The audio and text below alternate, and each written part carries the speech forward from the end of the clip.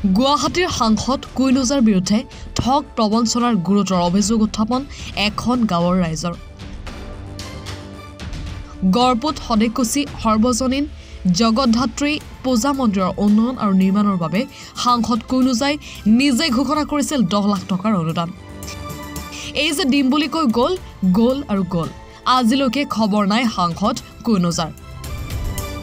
নিজৰ গাঁঠিৰ ধন ভাঙি গয়া ৰাইজ 5 দিন গ'ল সাংসদ কুইনোজাৰ ঘৰত থাকিও নাই বুলি কৈ গয়া ৰাইজক উভতাই পঠিয়াই সাংসদ কুইনোজাৰ চেলাচৰ মুণ্ডাই। চৰম বিশ্বাসঘাতকতা ঠগ প্ৰবঞ্চনাৰে গাঁওবাসীক এক প্ৰকাৰ চূড়ান্ত অপমান কৰা সাংসদ কুইনোজাৰ বিৰুদ্ধে তীব্ৰ ক্ষোভ প্ৰকাশ গয়া ৰাইজৰ লগতে একাংশ বিজেপি কৰ্মীৰ।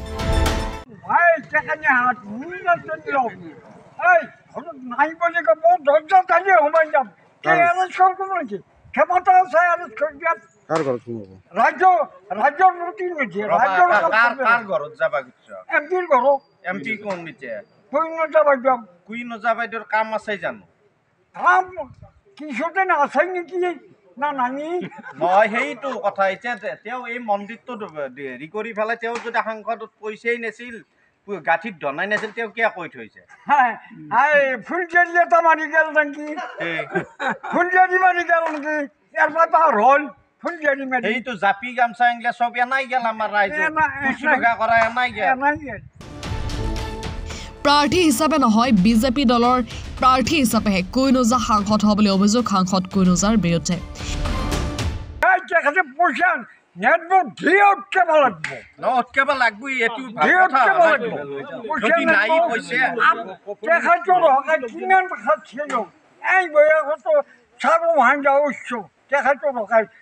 আমাৰ মনত তেখেতে এমপি হবা পাইছি, সেই এমপি যে খবৰ নল'ব মানে ঠগেন দিলি। কোনে ঠগালে? কুইনোজা বাইদেউ। কুইনোজা বাইদেউ একে নিজেই আহি দিম বুলি কৈ গৈছে, কিন্তু আজিকালি একো খবৰ নাই, গেলিও লাগি নাপাম, থাকিলেও নাথা বুলি ক'ব। আপুনিতো বিজেপি কৰে। মই বানাহাটী পঞ্চায়তৰ 1 নম্বৰ বিজেপি। মই 1 নম্বৰ বিজেপিক ভাল পাওঁ। বিজেপিৰ বিৰুদ্ধেই মই আচৰণ কৰিলে মই সিহঁতক খুব বেয়া পাম। আৰু কুইনোজা মোক নিজে জনাই একে জাগাত যেতি পুতাক আছিল, আহি পেলাই নিজে কাষত বহিলে কথা সুধি আছে। কি হ'ল পিছত আপোনালোক ঠগালে যে? ঠগালে মানে ঠগালে। এতিয়া একবাৰ তেখেতক লগ ধৰিব পাৰিলে দেঙে নেদাই 1 লাখ সুধি চালো হয়, যি অটকাব লাগিল হয়। আমি নিজেই বিজেপি, নিজেই হিন্দু। আৰু মুখ্যমন্ত্ৰী ফুলজাৰি মাৰি আছে, হিন্দু মন্দিৰ মছজিদ সব মানে উন্নতিকৰণ কৰিব। উন্নতি কি হ'ল? বে উন্নতি হ'ল। কি কৈছিল কুইনোজাই? কি কৈছিল? কি ধৰা মন্দিৰটো পূজা কৰি দিম বুলি কৈছিল, 10 লাখ টকা দিম বুলি। 10 লাখ টকা দিম। 10 লাখ টকা দিম বুলি। এগৰাকী অযোগ্য ব্যক্তিক সাংসদ হিচাপে লাভ কৰা বুলি ক্ষোভ প্ৰকাশ কৰি গয়া ৰাজ্যে তীব্ৰ অসন্তুষ্টি প্ৰকাশ কৰে। আচল কথা এতিয়া মোৰ কথা হ'ল, কুইনোজা বাইদেউক নিজ চক্ষু একদিন লাগ পালি তেখেতে পইচা দিয়ে নেদাই সেইটো প্ৰমাণ চাব লাগিছিল। আপুনি নিজে কৈ আহিছিল পইচা দিম বুলি, যদি দিয়ে পইচাটো মোকলাই দিয়ক, যদি নেদায় আজি নেদাম বুলি কওক। আপুনি ভোট খুজিব গৈছিল, কিন্তু আচলতে আপুনি মানুহটো হিচাপে জয় হোৱা নাই, কিন্তু দলৰ পৰাই জয় হৈছে। আমি জয় কৰাইছোঁ,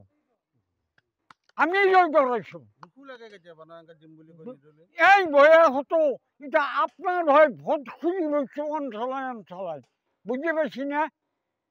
এতিয়া সেই মানুহ সেই ৰাইজ আজি প্ৰবন্ধিত কৰিলাক না, আপুনি ঠগালে। বেয়া লাগে মানে বয়াৰো সীমা নাই আৰু। তুমি এতিয়া মই এটক আশে আশাৰ কথাই ক'ব, তেওঁ নিজৰ যোগ্যতা অনুসৰণে জয় হোৱা নাই। সাংসদগৰাকীৰ এনে নিম্ন মানসিকতাক একেমুখে ধিক্কাৰ দিয়াৰ লগতে অতি শীঘ্ৰে ঘোষণা কৰা অনুদান মুকলি কৰি দিবলৈ দাবী উত্থাপন কৰে গয়া ৰাইজে। নিজেই চৰকাৰ, আমি নিজেই বিজেপি হৈ পেলাই আজি আমাৰ গড়পুৰ গাঁৱত 2022 বৰ্ষত কুইন ওজা বাইদেউ আহি আমাৰ ইয়াতে 10 লাখ টকা ঘোষণা কৰিছিল ভাবিছিলোঁ আমি যে 10 লাখ টকা পালে আমি মন্দিৰটো উলিয়াব পাৰিম বৰ ভাল লাগিব আৰু তেখেতৰো সুনাম থাকিব আৰু আমাৰো পাৰ্টিৰ এটা সুনাম গঢ়ি উঠিব তেখেতে আজিলৈকে তেখেতৰ কোনো সুসূত্ৰ পোৱা নাই টকা পইচা দিব বুলি কোনো এটা মুখেৰে ওলোৱা নাই ইয়াত মুখেৰে কৈ গৈছিল কিন্তু এতিয়া লিখিও দিছিল কিন্তু দিম বুলি এতিয়ালৈকে তেখেতে একো কোৱা নাই আৰু আজিলৈকে খবৰ লোৱা নাই যে গড়পুত গাঁৱৰ জগদ্ধাত্ৰী পূজা মন্দিৰটোৰ বিলৈটো কি হ'ল কেনেকুৱা অৱস্থা হ'ল তেখেতে চাব অহা নাই বিজেপি চৰকাৰে হিন্দু মন্দিৰৰ কথা কিন্তু বিজেপি চৰকাৰে আমাৰ হিন্দু মন্দিৰৰ কথা কয় আমি নিজে হিন্দু গতিকে হিন্দু মন্দিৰৰ কথা কৈ পেলাই আমাৰ হিন্দু হৈ পেলাই কুইন ওজা বাইদেউ আচলতে আমাক এনেকৈ ঠগাব নালাগিছিল আমি ইয়াত ঠগোৱা বুলি ধৰি ল'ব লাগিব যিহেতু ইমান দিন হৈ গ'ল ইমান দিনৰ পিছতো আজিলৈকে একো কোনো ধৰণৰ তেখেতৰ ভাল মন্তব্য শুনা নাই যে পইচাটোত আমি 10 লাখ টকাৰ অনুদানটো আগবঢ়াম বুলিও কোৱা নাই হাজোৰ পৰা মৃদুল মজুমদাৰৰ প্ৰতিবেদন এনিভাৰত 24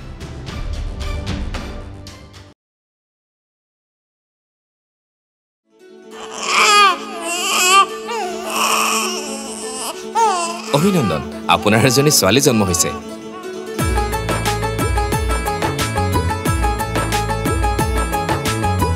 লাহি পাহি এজনী পৰি আহিলে ঘৰখনো